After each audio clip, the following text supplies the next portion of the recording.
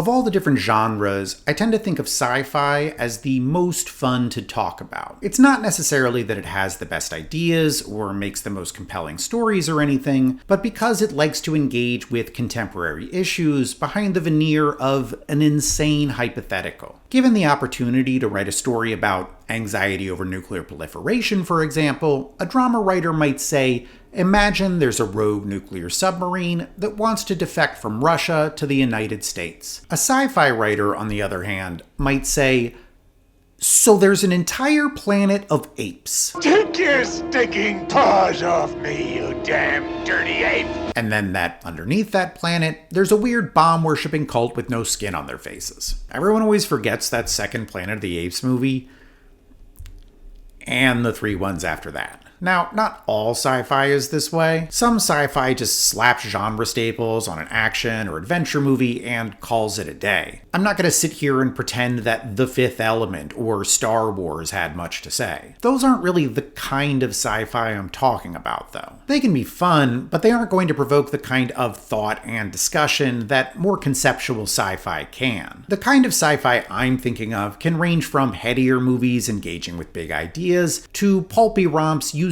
their premise to barely paper over some pretty clear social commentary. Sometimes you get Blade Runner's nuanced meditations on what it means to be human, and sometimes you get every YA sci-fi movie, which invariably uses a test or procedure or competition to stand in for the coming of age. And I kinda love all of it. Great stuff is obviously great, but even trash has its appeal. Even really ham-fisted YA. I mean, there's something charming about the lack of subtlety in using a giant CGI maze as a metaphor for navigating adolescence. It's only to say that sci-fi lives and dies on its ability to make its fantastical premise resonate. Anytime you feel compelled to argue the ethics of some impossible situation or unpack the implications of a seemingly metaphorical world, sci-fi is doing something right. And Pluribus is definitely this kind of sci-fi. It's sci-fi that feels like it has something to say, sci-fi that's hard not to engage with. You want to discuss the morality of different characters, want to consider if the show has some specific symbolic narrative it's working through. It's my favorite kind of sci-fi, the kind that pulls you into its weird world. For those who aren't aware, Pluribus is a sci-fi drama running on Apple TV, whose first season ended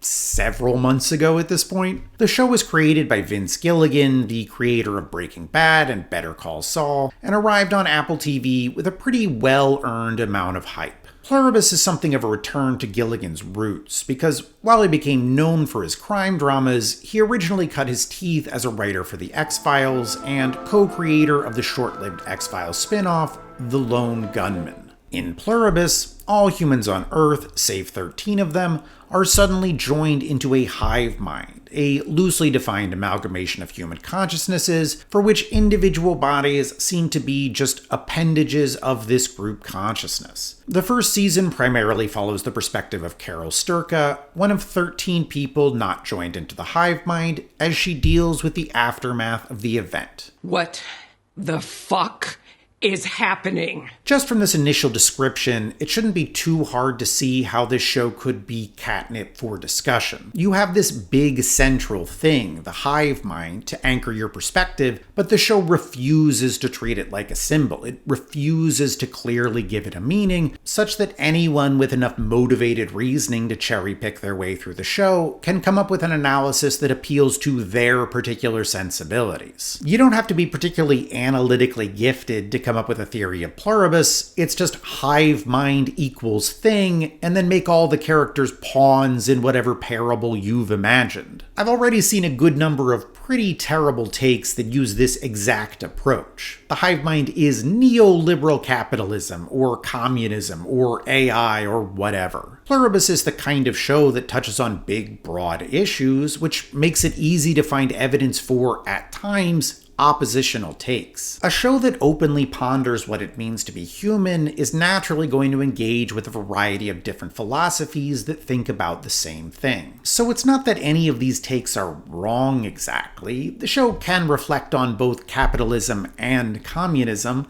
It's just that when you make the hive mind into this static symbol, it kind of sucks all the life out of the show. It's one thing to find a critique of capitalism in a show. You can do that with literally any show made under capitalism. It's another to make the show into a kind of weird symbolic pantomime, where any plot or character beat needs to be reinterpreted against what you've decided is the meaning. Can I create an argument where Carol's drinking problem is some kind of commentary on capitalism? Probably. Should I?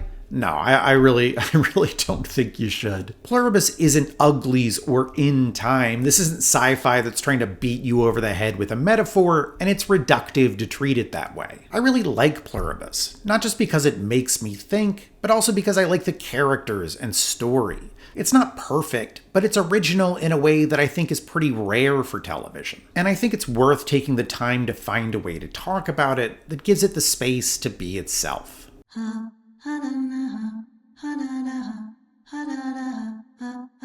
So I want to start by talking about the one big complaint that's followed Pluribus throughout its first season, that the pacing is too slow. Now, some criticisms I've seen of Pluribus are just silly and not worth engaging with. Like, I've seen some people complain that Carol is too annoying and unlikable, and this is just a useless take. Carol seems pretty relatable to me, but even if you don't agree, main characters are allowed to be flawed, even annoying. If what you're looking for is an inoffensive audience surrogate to project onto, the problem is you. Just go watch The Office again or something. But when it comes to complaints about the pacing, I don't view them in exactly the same light. I think they're wrong, but I can see where they come from, and I think it's a helpful place to start in discussing what the show is and isn't. The question I have whenever I hear these complaints about the pacing is, what do you think Pluribus is about? Where do you think the show is supposed to be going, that it's not going fast enough? People were complaining about the pacing from like episode 5, and I don't think it's because they had a good understanding of the story and made strong observations about how it could be told more efficiently, but because they had bad expectations for what the show is going to be. People were expecting the 3-body problem, or Silo or something. Secrets revealed, allies betrayed, a world in peril. They wanted development in what they thought was going to be the plot, which was inevitably a showdown with the hive mind, or a conspiracy or something. And this is just not what Pluribus is trying to be, at least in its first season. And look, it's not hard to see where people's misplaced expectations could have come from. They come from the first episode. I think the first episode of Pluribus tricked some people into thinking that the show was going to be very plotty. That first episode is initially split into 2 parts, one with a lot of plot and one with a lot of character development. In the plot part, we see the origins of the hive mind on Earth. A message from space is received and decoded as a genetic sequence. Scientists begin testing that sequence. A lab mishap causes the hive mind to get loose, and the hive mind rapidly grows and spreads. In the character part, we see Carol. Carol is on her book tour. Carol does a reading. Carol meets with fans. Carol bickers with her wife. Ultimately, the 2 plots converge when the hive mind accelerates the pace of the joining, using planes to seed the air with whatever chemical or formula causes minds to join together. The story then settles into Carol's perspective and becomes about the trauma and horror she experiences. I think a lot of people imagine that the show is going to be like the plot part of the episode, the part that shows the spread of the hive mind, when in reality, the show is much closer to Carol's book tour. And let's be clear, the book tour is the better part. I suspect that if the writers felt they could have omitted the scenes of the hive mind spreading, they would have. Those scenes don't really fit the structure of the series, which is almost always in the first person, not to mention that there's a part at the end of the episode where Carol stares at a TV while a man explains all those plotty scenes, everything we just watched happen, just to make sure we get it. If I'm being really honest, I think the people who were blown away by the takeover of Earth part of the episode just haven't seen much sci-fi. Like, I thought those parts were fine. But I've seen Invasion of the Body Snatchers, and Invasion of the Body Snatchers, and Body Snatchers, and The Invasion. Not to mention a variety of other movies with entirely different names. I am not new to this particular song and dance. Pluribus's representation of the takeover of Earth, while well put together, is nothing new. And the writers know that. They've seen all the same movies I have. We've all seen this movie, and we know it does not end well. But I suspect this show may have attracted a more diverse audience than typical sci-fi. People excited to watch a show by the guy who made Breaking Bad, but who have no concept of what a Borg or a Cylon is. And for those people, the takeover of Earth was something exciting and new, instead of a winking retread of well-established sci-fi tropes. So I get why some people really loved this episode, but what the episode is setup. The takeover of Earth easily could have been made to last a season, and it didn't for a reason. The writers aren't that interested in it. They have a world they want to start playing around in, and the first episode is something of a necessary evil, something they need to cover before they can get to the good stuff. The real Pluribus starts tomorrow. This first episode is just getting us to the point where we can watch it. So when I hear people complain about the pacing, I don't hear a real critique of Pluribus. What I hear is a wish that Pluribus was a different show. Like, if you're one of those people that loved the first episode but have gone on to complain about the pacing, good news! It turns out you just wanted to watch Invasion of the Body Snatchers, or The Faculty, or God help you, The Puppet Masters. It's the kid from the spaceship! You just didn't want to watch Pluribus because Pluribus is something else. If the show were about a woman fighting a hive mind, as so many people seem to expect, then yes, the pacing would be slow. But that's not what the show is, which honestly should be obvious from watching it. So then what is Pluribus? Well, at least so far, I think it's that kind of speculative fiction that's more interested in exploring the world it created and the implications of that world than it is in playing out some particular plot. In her author's note at the beginning of The Left Hand of Darkness, Ursula K. Le Guin describes certain kinds of sci-fi as thought experiments. Let's say, says Mary Shelley, that a young doctor creates a human being in his laboratory. Let's say, says Philip K. Dick, that the Allies lost the Second World War. Let's say this or that is such and so, and see what happens. In a story so conceived, the moral complexities proper to the modern novel need not be sacrificed, nor is there any built-in dead end. Thought and intuition can move freely within bounds set only by the terms of the experiment, which may be very large indeed. In The Left Hand of Darkness, Le Guin's experiment is to create a world without sex difference and thus largely without gender. No men or women, all beings except perverts, are ambisexual, as she calls it. She then places a person from a different planet, a planet with sex differences more in line with our own, on this world, and has them set out trying to understand this civilization. And many questions come out of this process. What does violence or religion or pride look like when not mediated through the lens of sex and gender? There's a story, of course, but the story is one of understanding and is inseparable from the larger questions the novel's interested in exploring. Anyone reading The Left Hand of Darkness to uncover a conspiracy is going to be disappointed. This is a better way to describe the kind of sci-fi I was talking about in the intro.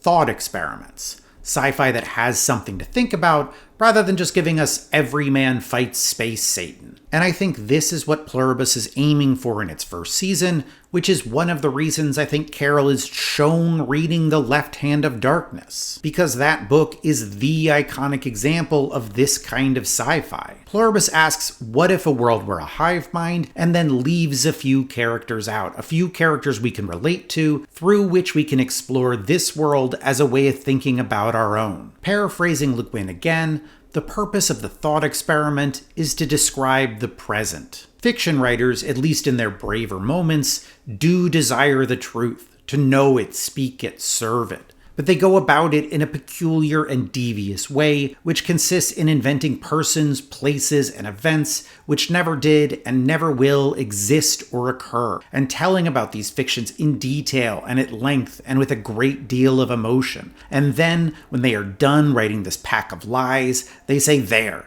That's the truth." Pluribus, I think, aspires to this. It hopes to reveal truths about our world through its hypothetical. The goal is not to get somewhere in particular. I'm already saying too much, but it's like if you're waiting for everyone to pull their faces off and magically to be like reptilian evil. So it's not V. Don't hold your breath. Right. You might already know everything you need to know. It doesn't sound like he's building to some big reveal. It sounds like he's trying to let the scenario play out in a way that feels authentic. You're going to learn more about Carol. You're going to learn more about the other characters. You're going to learn more about the world. And is she going to succeed or is she not?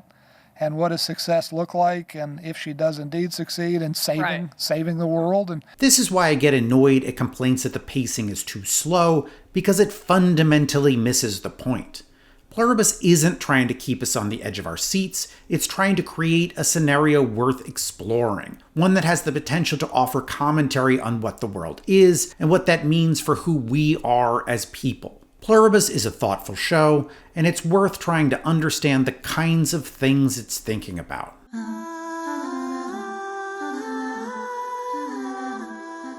The moment when Pluribus clicked for me, when I first started to get a handle on what the show was after, came in episode 3 during what remains my favorite sequence of the show. Carol goes to the supermarket. In this sequence, Carol is running low on food. The hive mind, aware of the issue, brings her breakfast on a silver platter, a pretty funny symbol for just how on the nose it is. Carol, understandably resentful of the hive mind, throws the meal in the garbage and heads out to the grocery store. Specifically, Sprouts. I love this sequence, but the branding is pretty annoying. Anyway, she goes into the store to find it completely empty. She's confused and angry, so she calls up the hive mind to find out what's going on. The hive mind explains that it is centralizing all the food for better distribution, but is happy to provide her with whatever she wants. To which Carol replies, I am a very independent person. I always have been. I fend for myself. I just want my Sprouts back. And the hive mind complies, happily, as usual, and sends a bunch of bodies to restock the grocery store. We see Carol shop, then, in what I think is a pretty clever joke, we see her sitting at home, eating a frozen dinner. This is the moment Pluribus really clicked for me, because while the sequence is funny and entertaining, it also raises an interesting question. Namely, what is the difference between Carol's frozen dinner and the platter of food that the hive mind provided? In one case, Carol is simply given a prepared meal. In the other, she's given all the raw materials and infrastructure needed to get a prepared meal herself. The grocery store full of food, the trucks to transport the food, the people to stock the shelves, the electricity to run the store, the electricity to run her home so she can microwave that frozen dinner. Carol is being provided the ability to feed herself in either case. The only difference is aesthetics. One version allows Carol to maintain an illusion of independence. The point would be the same even if Carol cooked instead of simply reheating a pre-made meal, but the choice of the frozen dinner is a more effective parallel with the silver platter. In this sequence, it is Carol's sense of her own independence that is at stake. Carol may feel that she's independent, but the reality is that she is not. She is extremely dependent on a variety of interlocking systems to do something as basic as feed herself. We see this again and again in the early episodes. Taking out her trash, fixing her home, even burying her late wife. Carol is unable to do things for herself. She is dependent on the hive mind. And of course, these are all criticisms that can be leveled at the majority of people watching the show. Certainly at me. I shop at a grocery store. I rely on garbage pickup. I can't fix a house. The way the show laughs at Carol's claims to independence, it laughs at our own similar claims. Can any of us, at least those of us who shop at grocery stores, really claim to be independent? Maybe you can hammer a nail, but Can you smelt the metal needed to make a hammer? What does independence even mean when our lives are built on top of so many complex interlocking systems? It's easy to imagine ourselves as independent despite relying on these systems because the people within them are abstract, depersonalized. We don't think of ourselves as dependent on the people that stock the shelves or drive the trucks or grow the food. But of course, we are. We just live in a system of vast organizational complexity that makes it so we're unlikely to ever know more than a handful of the people we rely on. When we eat a frozen dinner, we don't think about all the people involved in making that possible. Honestly, it's hard to even estimate just how many people might be involved. And this is what I think makes Pluribus really smart. It's that in Pluribus, all those people, all the people that make that microwave dinner possible, they're all one being now. They're all the hive mind. The impersonal system that makes up our world is, for Carol, personalized. Where we can pretend to our own independence, Carol is constantly confronted with all the ways in which she is dependent on others. What Carol thinks makes her an independent person, going shopping, is in fact an example of the ways in which her personal sense of identity is contingent on thousands of other people. By giving society a personality, Pluribus forces Carol to engage with her relationship to society and asks us to do the same. This gets at what I think is the core idea the show is playing with, which is the tension in the way we think about identity. When people talk about identity, they tend to talk about it as something wholly constituted internally. Who we are comes from within. But people are also nodes within systems. A lot of the ways we talk about who a person is has more to do with where they fit within systems than it does something intrinsic. A person's nationality, their job, their relationship status. We use these to define who people are, despite these all describing networks of external relations. There is a permeability to identity, an ambivalence between internal and external elements. And this is something the show tinkers with a lot in ways that can be pretty uncomfortable. I think this tension is clearest in the contrast the show makes between Kumba and Carol's differing sexual relationships with the hive mind. Casanova McBoner here wants you to join his harem. These relationships have provoked a pretty good amount of debate online about the nature of consent in the context of a hive mind. People get very heated about it. Now, I don't really think it's worth it to put forward a perspective on the ethics of sex with a hive mind. This is a fictional scenario about which we have fairly limited information. Instead, I think it's more interesting to look at the way the show contrasts these relationships and the way it challenges our assumptions about the nature of consent. The chief difference between Carol and Kumba's relationships with the hive mind is that Carol's desire for the hive mind is embodied, while Kumba's is not. Carol has sex with the hive mind exclusively with the body that was Zosha, while Kumba has sex with the hive mind in the form of a variety of different female bodies. Carol treats bodies as distinct, while Kumba treats them as part of a larger identity. Because Carol's perspective is closer to how we tend to think of bodies, at least those of us in highly individualistic societies, we naturally relate to Carol's disgust with Kumba's actions and have more sympathy for hers. But the show makes it pretty clear that it's Carol who's engaging less authentically with the hive mind. It seems a rather pointed choice that Carol is the one who asked the hive mind not to use their preferred pronouns. We think we want. Would it kill you to say I? This itself is part of how, once Carol begins her sexual relationship with the hive mind, she starts to pressure them to pretend to be an individual, something that is unnatural for them to do. Carol is constructing a fantasy where she's not having sex with the hive mind, she's having sex with Zosha, and this allows her to neatly sidestep the fact that her actions are essentially identical to Kumba's. Both are having sex with the hive mind in the form of joined bodies. Carol is rationalizing her actions, pretending to a pure and individual idea of identity so she can ignore the larger forces that are shaping her interactions with the body that was Zosha. At the heart of this whole thing is not the question of how consent works with a hive mind, but what consent means when we think of identity as something not wholly embodied. And this has relevance in the real world, where too great a focus on the individual can blind us to larger forces that can complicate consent. Even with something as intimate as sex, it's important to think about how systems shape identity,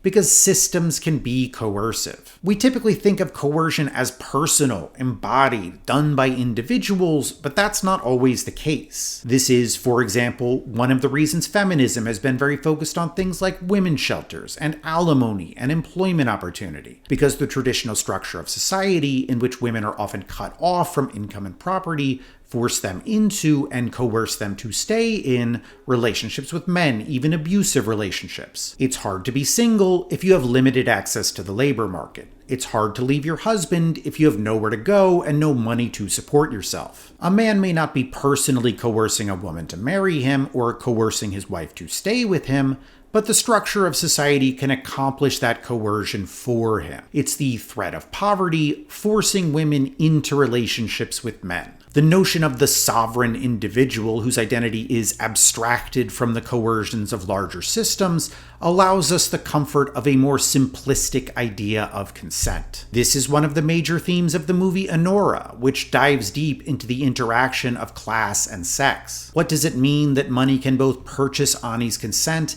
and render her powerless? To what extent does her economic precarity impact her status as a freely consenting individual? I don't think there are clear answers to the ethics of Carol and Kuma's relationships with the hive mind. I think it is meant to be provocative. The point with it, as with the collapsing of society into a single identity, is to present questions about the boundary between individuals and society. In the same way that Carol's notion of her own independence is in fact built on the back of the labor and contributions of hundreds or thousands of other people, her fantasy of the hive mind as Zosha cloaks a pluralistic identity in the guise of a single body. The core thematics of the show center on the slippery way we think about identity. The way our idea of the individual hides a more complex interplay between the self and the systems that surround it.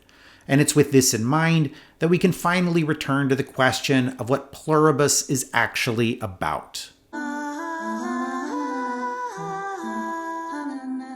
Unlike most shows, the core conflicts in Pluribus aren't between different individuals, but between individuals and society. It's Carol and the rest of the world. When we approach the show from this perspective, understanding Carol is less about understanding the people in her past life and more about understanding her relationship to society at the start of the show and the way that relationship is mirrored by and interacts with her relationship with the hive mind. When we first meet Carol, she's living a kind of double life. She's a lesbian writing romantasy for straight women. The original idea for her book series was a lesbian romance, but she ended up changing the book's romantic interest, Raban, from a woman to a man. It's a choice that is a pretty clear echo of her being forced to go to a gay conversion camp as a teenager, as she is converting the sexuality of the audience insert heroine to make the story more marketable to normative society. This also leads her to hide her sexuality from her audience. In real life, was there an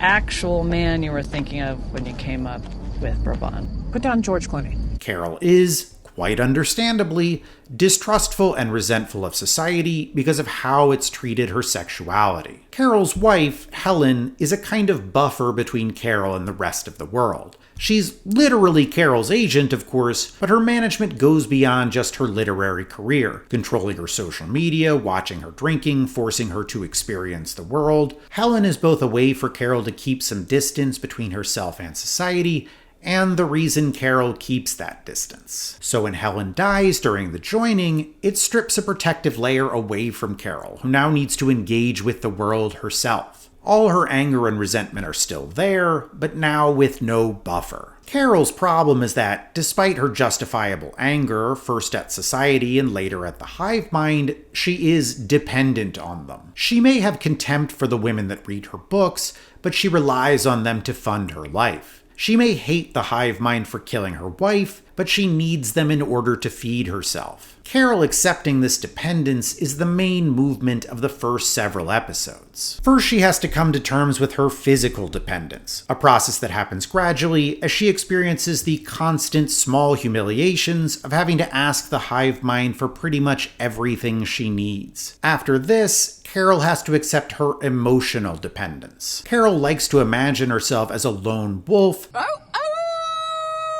but it's not something based in reality. She has a deep, unresolved loneliness. There's just something about the sound of a train horn. It is the loneliest sound in the world. When she's abandoned by the hive mind, she's only able to make it a couple months before despair sets in. Carol's solo date, where she tries to feed herself with meals remembered from some of the most intimate moments in her life, is the loneliest scene in the show. Her hunger is not just for food, but for connection, for love. Even with all her physical needs met, Carol cannot make it alone. Begging the hive mind to come back is her acceptance that, however much she may resent other people, they are an emotional necessity. It's only here, as Carol comes to understand her physical and emotional needs, that she starts to have an honest relationship with the hive mind. There's an awkwardness and desperation to those early interactions, as Carol recognizes her own vulnerability. But it's here that Carol finally begins to enjoy the acceptance she's always longed for. She writes the book she always wanted to write, shares memories and emotions, and this is also when she begins her affair with the hive mind. The idea of Carol finally enjoying social acceptance is presented as a lesbian romance with the hive mind. The rejection of her sexuality that always stood between her and the rest of the world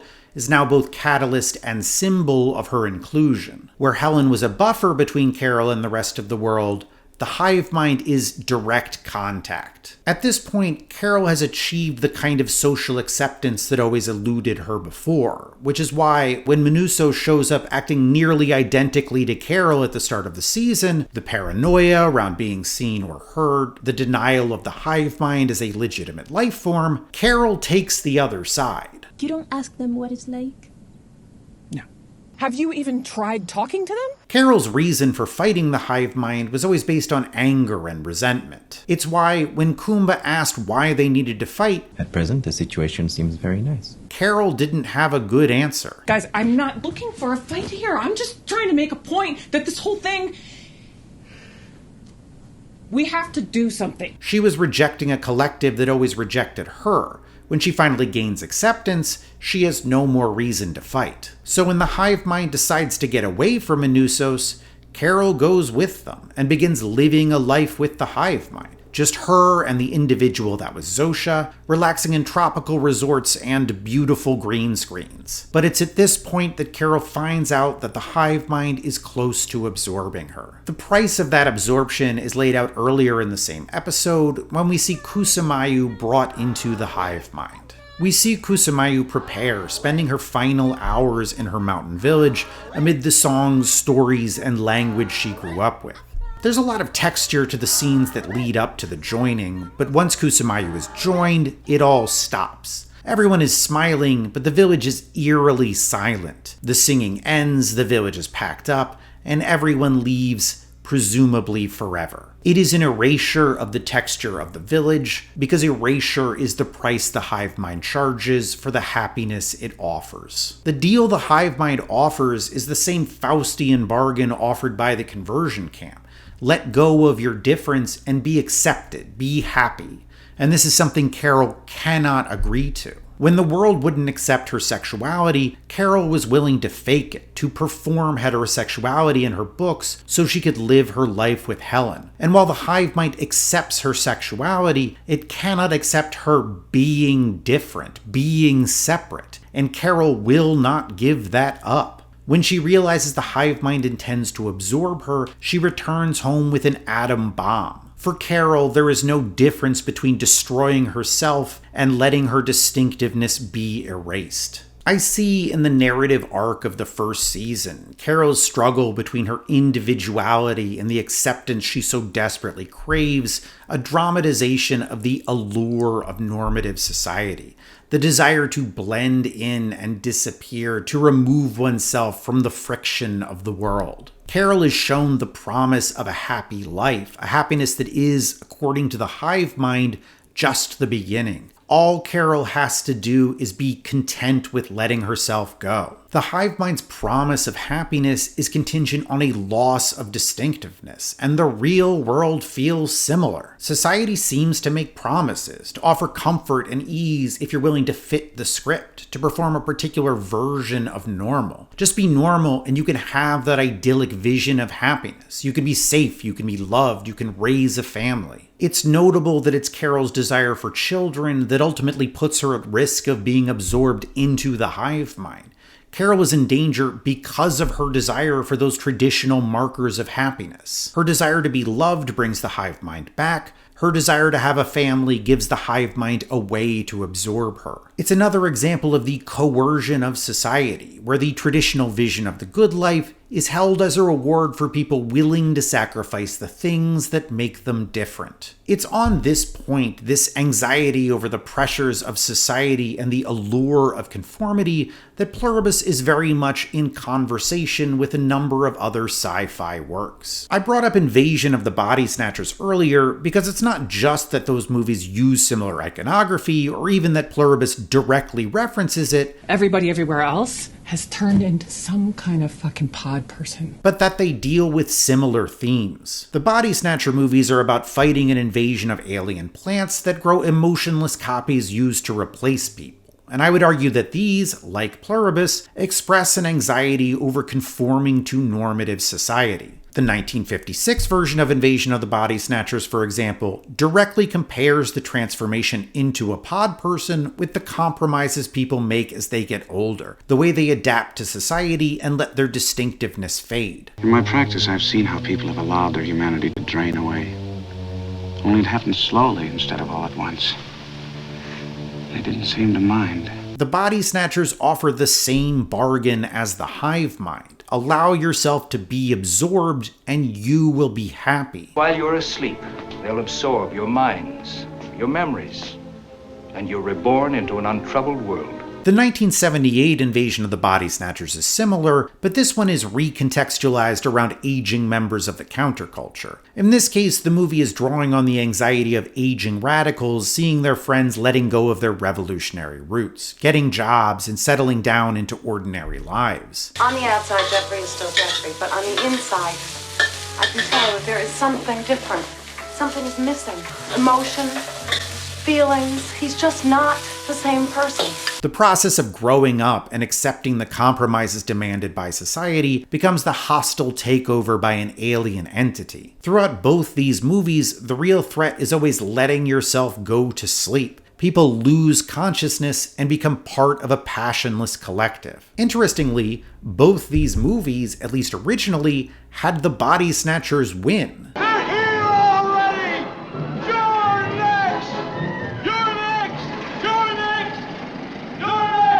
At the studio's insistence, the 1956 version ended up adding a narrative frame suggesting a less bleak ending, but the 1978 version simply ends with humanity apparently losing. There's a telling series of shots at the end where we see pods being moved into one side of a building and children into the other, a sequence suggesting the systematic way social conformity is taught from an early age. These movies suggest it is impossible to resist the pressure to conform. There is an inevitability to it. Ultimately, we all end up changed, all end up making compromises to fit the models society expects. This kind of anxiety over hegemonic pressures shows up in a number of sci-fi movies, though they're usually not as pessimistic as Invasion of the Body Snatchers. The only other one I could find that was that pessimistic is the 1975 version of The Stepford Wives. In this, various women who move to the suburbs from the city are suddenly changed into submissive Donna Reed-style housewives. It turns out that their husbands, working with the town's men's club, are replacing their wives with some kind of copy. And as with Body Snatchers, the women in this movie do not escape. They are all changed. The horror of a movie like this draws on the lived experience of seeing people we know change over time into what seems like someone new. We've all known someone who's moved to the suburbs and seemed to become a different person. The Stepford Wives simply condenses the time frame to make it horror. It takes the gradual transformation of women by patriarchal pressure, I like to watch women doing little domestic chores, and makes it into something sudden and violent. More common than this, however, are movies that represent this pressure to conform, but offer the possibility of escape. You have The Truman Show or Don't Worry Darling, which depict people struggling to break free of gilded cages made up of 1950s Americana. These movies present traditionalist visions of the ideal life as prisons seeking to control people. And you have, again, YA, which does this all the time. Something like Divergent is a paper-thin allegory for kids resisting being shepherded into narrowly defined lives and career paths. Trust the test. Test will tell me who I am, where I belong. Or you have Disturbing Behavior, one of the most 90s movies I've seen in quite a while, which represents the pressure adults place on kids to conform, with school administrators putting microchips in kids' brains. You signed me up for the program? We want what's best for you. What about what I want? These are all sci-fi parables about hegemony, but each is more optimistic about the possibility of resistance. Their protagonists all manage to escape.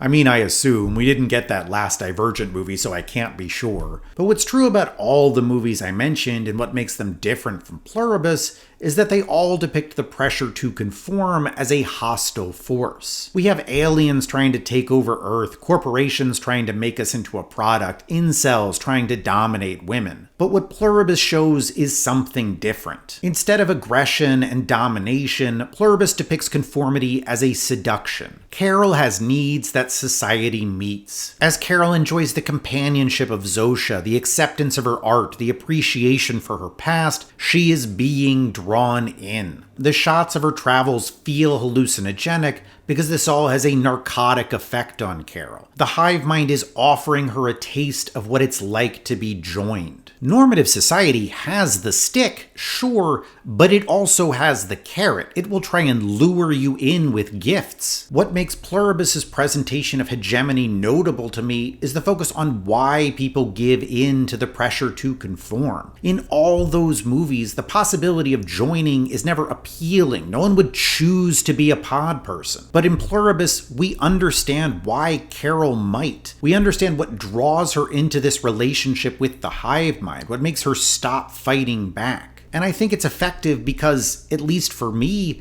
it's easy to relate to this feeling. Society offers a lot of incentives. Anyone who's changed the way they dress or speak to get ahead in a job. Anyone who's changed where they live so their kids can go to a better school. These are all small rewards society offers if you're willing to conform to a particular kind of life. Move to the suburbs, speak a certain way, dress a certain way, change yourself just a little, and you can have a little more.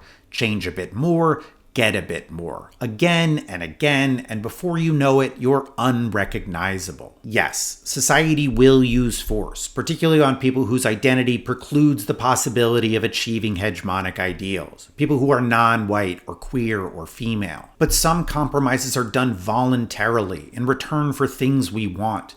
We want a house, a partner, kids, community, safety. Society may be an external force, but the pressure to conform often comes from within. Carol's final decision in this first season, her rejection of the happiness the hive mind offers, her decision to fight, is her recognition that even if the hive mind gives her everything she wants, it still won't be enough to compensate for losing herself. Part of the human condition is the irresolvable tension between the individual and plural self. Our status as both singular person and node in a system. The hive mind offers to resolve this tension, offers total acceptance, perfect happiness in the discarding of the independent self. But Carol prizes difference. She will not trade the things that make her different at any price. Even if her sexuality is accepted by the hive mind, there is still the pure difference of being separate.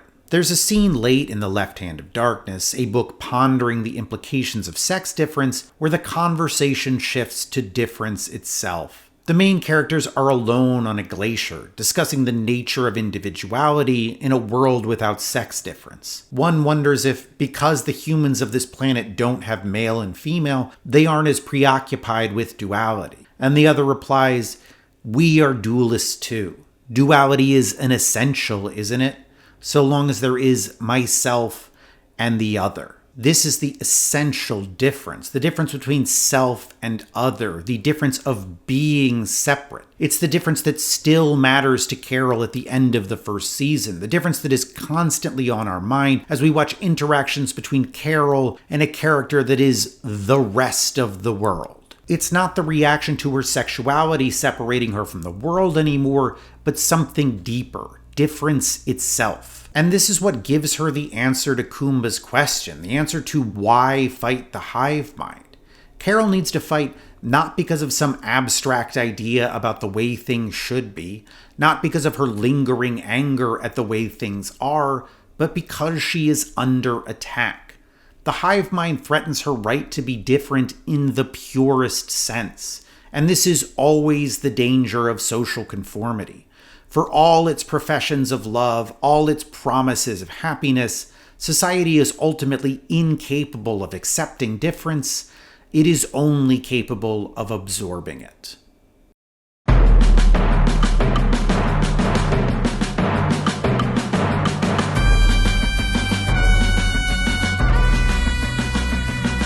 So, when I decided to make a video about Pluribus, obviously the main reason was just, I like Pluribus. I think it's fun to think about. I think it's fun to talk about. And I wanted to talk about it. And when I went online and I watched what videos about it I could stomach watching and read what articles about it I could stomach reading, which was not that many, honestly. I found them quite annoying. They just weren't for me. I feel like there were three types of videos or articles that people would make. There were people that didn't like Pluribus, and they're going to explain to you why Pluribus is bad and you're wrong for liking it. And then there are people that want to discuss the facts of the show, just pose theories, things like that. Is the hive mind actually evil? Are aliens trying to invade? That kind of thing. And then there are people that want to engage with the show thematically and discuss it. And obviously I'm here for that, but I found those videos typically quite annoying as well. And a big part of it is just that idea that the hive mind is some symbol, and here's my argument for what the hive mind is a symbol for. What I really like about thinking about Pluribus as a thought experiment is that it leaves the show open to be whatever it's going to be. Right? Like, I think that in this first season, the way the plot was done, the way Carol engaged with the hive mind, the way she dealt with isolation, the way she just dealt with her life after the joining was really good for giving the viewer an opportunity to think about how individuals relate to society. But I don't think that the hive mind is a symbol for society. That's not what I think. And I like this because in next season, when the show looks different, or the season after that, or the season after that, it's not a problem. Right? The show can be different things at different times. It can have a lot of things on its mind. I don't need to constantly twist or fight to make the show conform to my symbolic ideas. The show can just be itself, and we can think about it from there. I think the real mystery of Pluribus isn't, is the hive mind malicious? What are its true goals? That kind of thing. I think the real mystery is, what is the show going to be? What will it look like 4 years from now when we're in the third season? I watch a lot of television. I don't know if you could tell. I watch a lot of stuff in general. And I may not know what the particular plot for next season is going to be on any given show, but I generally have a good sense of what the boundaries of the show are, what the contours of the next season are going to look like. And I just don't have that for Pluribus. I really have no idea what that show is going to look like next season, much less 4 seasons from now. And I think that's really exciting. I think it's really fun. It's one of the things that I really like about Pluribus is that it feels like a very different kind of show to what I've seen before, and I'm really interested to see what it's going to be. So yeah, I guess if there's one thing to take away from this video, I guess it's just that I like Pluribus, and I'm excited to see what it's going to be. But also, you know, read The Left-Handed Darkness. That book rules. I read it for the first time for this video. I'd read some other Le Guin back in the day, but I never read that for some reason. And yeah, it was great. Great book. Would recommend. I recommend most of the stuff. Really any of the stuff that I put in my videos, I like to some degree or in some particular way. It made an impression on me in some way.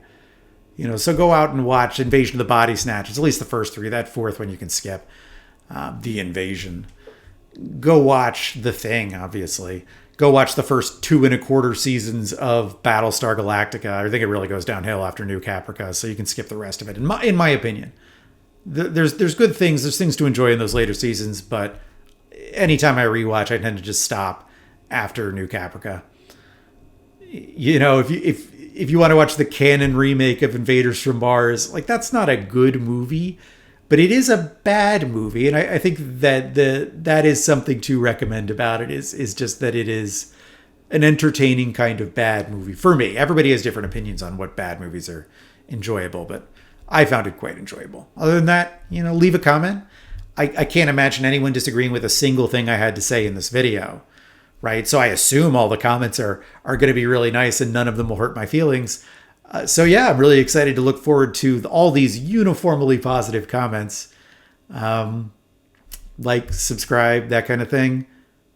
But mostly just thanks for watching, and maybe I'll see you at the next one.